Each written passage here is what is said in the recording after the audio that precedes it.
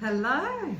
Hi, I'm Angela Calancis and this is Sean Wilson.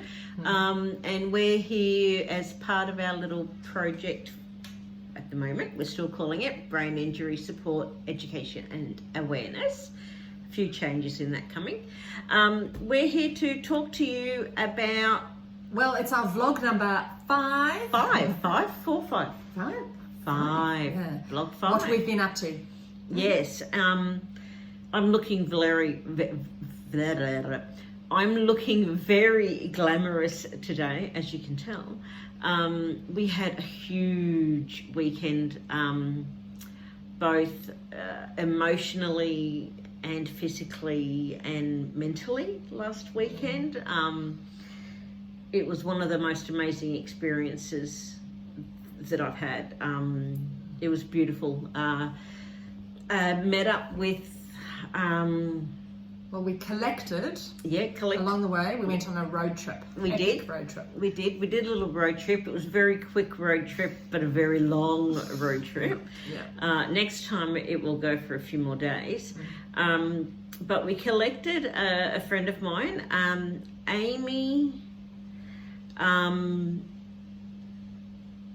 Was one of the very first members of the online support group that I started in 2015. Which now has over 780 or something members. Yeah. We grow slowly, but we grow strong. I don't know about it slow, but yes. So she was one of the very first members. She had her brain injury 10 years ago. And we also met up with Neil. He also had his brain injury 10 years ago. And Amy introduced him to the support group. Now, Amy and Neil met when they were both inpatients at the Brain Injury Rehabilitation Unit, BIRU, here in Queensland, in Brisbane, at the Princess Alexandra Hospital. Now, what is so I suppose amazing and beautiful is that they were, inpatients together, and they both have an amazing sense of humour. They're very funny. Very different, funny, very different, yeah. But very cheeky, both of them as well.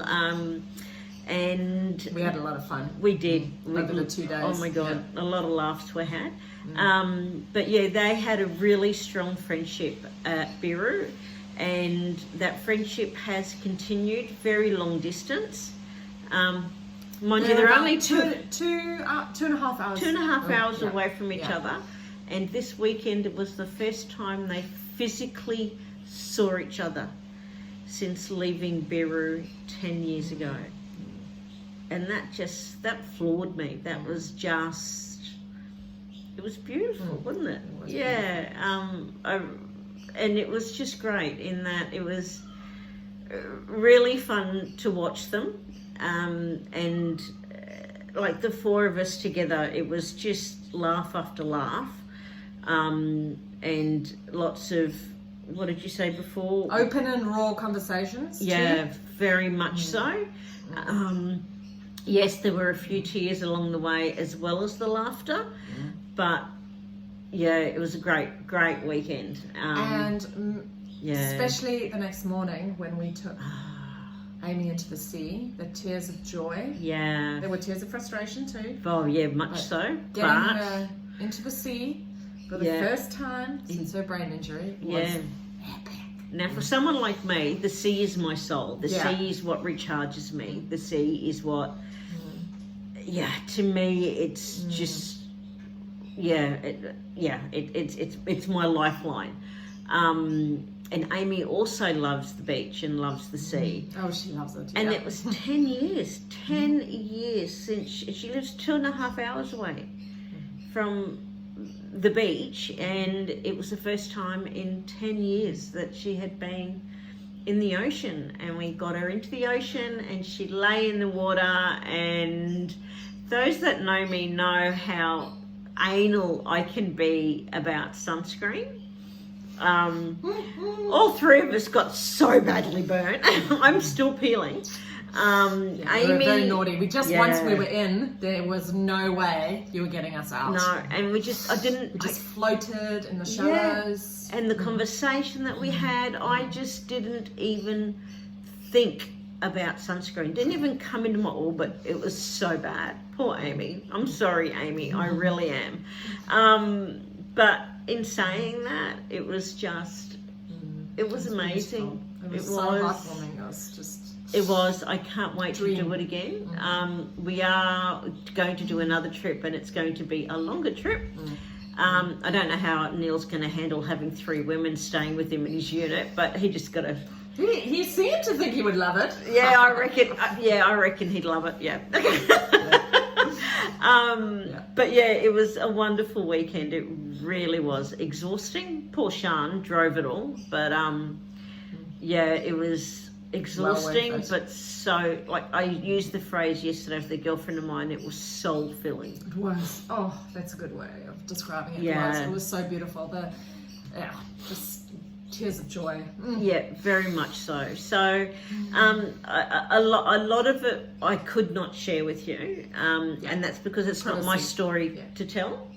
I've told you as much as I can, but you know, there are some things that we needed to keep private for both Neil and Amy. So, but what I have told you so far it was just amazing, and yeah, we'll see what our next trip brings. But very excited for it. Very excited for it. What else has been happening this week has been a write-off for me because I was exhausted after the weekend, and then yes, because usually. You will have, what would you say, how many hours of real activeness during the day and the rest of the time 2 or 3 sleep? Yeah. So, and I picked you up at 10:30 on Thursday and dropped you back at 5 o'clock I picked you up 10:30 on Friday and dropped you back at 5 o'clock on Saturday. Yeah. You did sleep, but you didn't rest in between, and you slept a bit in the car because we had 8 hours of driving, but not a heck of a lot, not as much as you usually do. No, and it wasn't like restful as such. And that's also a really interesting point, which we could have a whole discussion about another time, is the differences in how these brain injuries present. Because you have the fatigue. Yep. They don't have the fatigue as much, but they have more physical mobility challenges. Yes. Yeah. So the left side of their body. Yeah. They like can't with move. Both of them. Neil in particular, he just amazed me. He is so switched on. He is just mentally. Go. Yeah. But unfortunately, the body lets him down. But in saying that, he has adapted so well, and he has both of them recovered so well. And Amy really, how much she, doesn't rely on the supports, the cane, and she really tries to be more and more independent, even though it could be much easier for her not to be. She's very determined. It's amazing to watch, actually. So that was great. And then one of the reasons why I'm so exhausted today, here we are come Thursday, this little black duck, in all of her wisdom, and nothing wrong with me, I'm fine, not a problem, I can do it, decided to move a cubic metre of soil, and I got about half of it done. So I moved half a cubic metre of soil on my own. The other half is still sitting in my driveway waiting for me to get back this weekend. But I decided I was going to move half a cubic metre soil all by my lonesome, and I don't know how many barrow loads that was, but holy madooly, I am still paying for it. And who laid the lawn for you? Me. Oh, God. Sorry. I know. So we're going to have to show a picture of that, because the lawn looks great. Oh, no, it looks terrible at the moment. But basically, it's in progress. It's in progress. Yeah. It's a part of the lawn where there used to be rocks, the river stones, pretty looking river stones, which are very pretty, but a sore on the dog's feet. And I've just committed to staying at this place for a little while longer. And I do feel sorry for the puppy and their sore pads at their feet. So what we've done is we've put the crusher dust down, and I've put down artificial turf and artificial lawn, and then when I leave, I can lift up the artificial lawn and take the crusher dust away, and I'll put real turf down.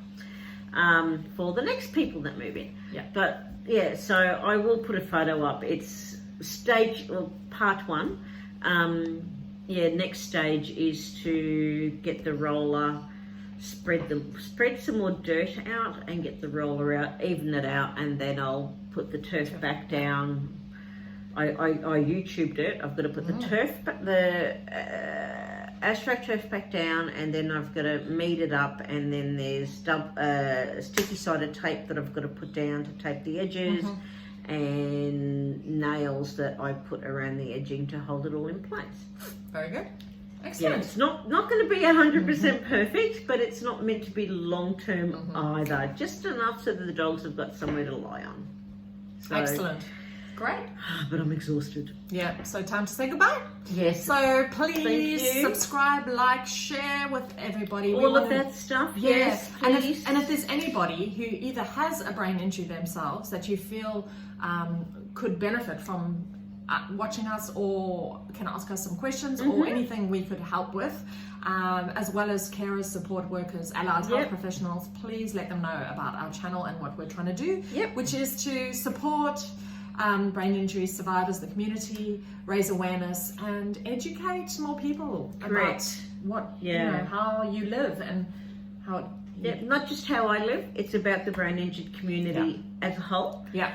Which is where the charity is going to come into it. And we are. You said it out loud. Charity. It's the first time. Shh, that's a secret. Yeah, it's a secret. Just don't tell me, I'll forget. Yeah, more on that next week. Oh dear. Okay. Goodbye. See ya. Bye.